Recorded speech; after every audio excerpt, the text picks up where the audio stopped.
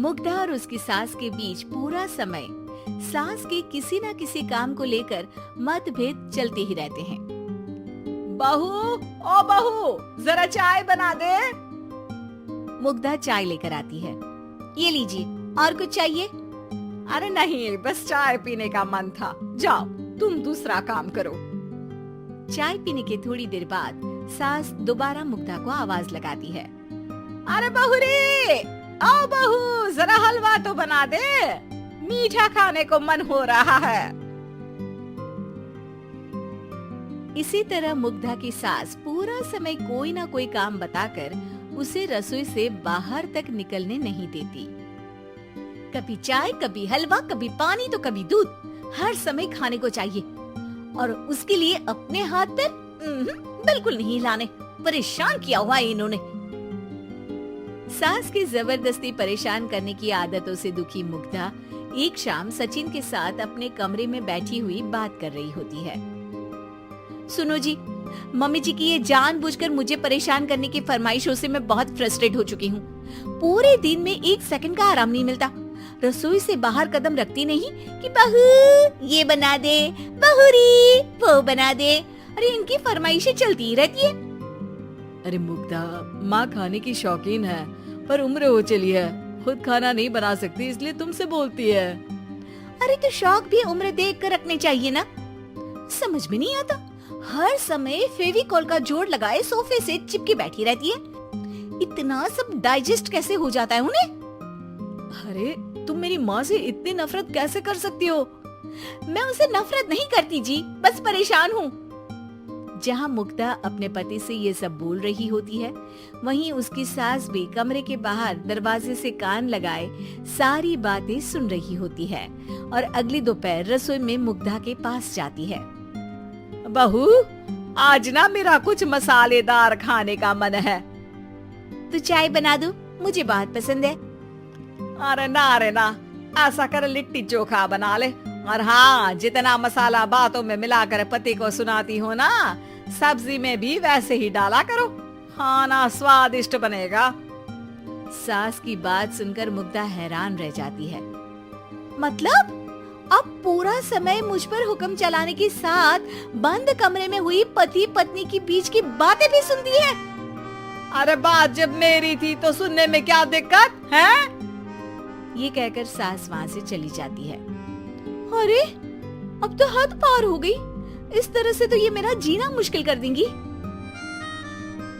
मुग्धा सास की हरकतों से परेशान उसका हल सोचने लगती है और इसी तरह कुछ दिन बीत जाते हैं, जिसमें सास का जन्मदिन आता है। मुग्धा बहुत खुशी के साथ अपनी सास को एंड्रॉइड मोबाइल गिफ्ट करती है। मम्मी, आपको सबसे बात करने के लिए बहुत दिक्कत होती है ना? कभी सचिन तो कभी मुझे बोलना पड़ता है, पर इस मोबाइल से आपको कोई दिक्कत नहीं होगी। एक जगह बैठे बैठे बहुत कुछ कर सकती हैं अब आप। मोबाइल देख सासू माँ खुश हो जाती है, पर उसे इस्तेमाल करना तो आता नहीं, इसलिए साइड में रख देती है। जिसे देख मुग्धा घर का सारा काम छोड़ मोबाइल सेट कर सास को इस्तेमाल करना सिखाने लगती है, जिसके बाद अब सास पूरा समय मोबाइल में ही लगी रहती है। हाय, जब से मम्मी को मोबाइल मिला है मेरी लाइफ में कितनी शांति आई है। अच्छा है, इसी तरह बिजी रहे तो मैं भी सुकून की जिंदगी जी पाऊंगी। अब मुग्धा जब मन करे काम करना, जैसा चाहे वैसा खाना बनाकर खाना, पूरा समय रिलैक्स और खुश रहने लगती है। क्या बात है, आजकल तुम बहुत चहक रही हो। अरे मम्मी जी से छुटकारा जो मिला है, अब ना फरमाइशें ना छुप छुप कर बातें सुनना। अच्छा, तो मोबाइल गिफ्ट करने की ये स्कीम थी। इसी तरह दिन बीतते हैं और अब मोबाइल पर लगी सास फरमाइशों की जगह सवालों के लिए बहू को आवाजें लगाना शुरू कर देती है। अरे बहू सुन तो, देख जरा किसी का फोन क्यों नहीं मिल रहा? रिचार्ज खत्म हो गया है, पर अभी 4 दिन पहले ही तो मैंने किया था, इतनी जल्दी कैसे खत्म हो गया? अरे मैंने कल तेरी कनाडा वाली मौसी सास से 3 घंटे बात की थी ना। क्या? इतना महंगा तो मोबाइल भी नहीं आया जितना महंगा इसका रिचार्ज पड़ रहा है। इसके बाद तो जैसे मुग्धा के दिन के 24 घंटे में से 20 घंटे सास के पास उनके मोबाइल रिलेटेड प्रॉब्लम सॉल्व करने की ड्यूटी ही बन जाती है। अरे मुग्धा, ये मोबाइल में अचानक तेरी मौसी सास की शक्ल क्यों दिखने लगी? और ये तो हिल भी रही है। मम्मी, ये गूगल डुओ का वीडियो कॉल है। इसमें आप बात करने के साथ एक दूसरे की शक्ल भी देख सकती हो। अच्छा, ये तूने मुझे पहले क्यों नहीं बताया? अब बताने के लिए पहले नहीं बताया। इसी बीच सचिन भी वहाँ आ जाता है और सास अपनी वीडियो कॉल में बिजी हो जाती है। क्यों, सास बहू में क्या गपशप चल रही है? इसे गपशप नहीं, दिमाग का दही होना बोलते हैं। पर तुम तो मम्मी को मोबाइल देकर बहुत खुश थी, फिर क्या हुआ? हाँ, उसका सुकून भी कुछ ही दिन मिला। अब घर के टंटे खत्म हुए तो मोबाइल की टिंग टिंग शुरू हो गई। देखो भाई, कुछ पाने के लिए कुछ खोना तो पड़ता है।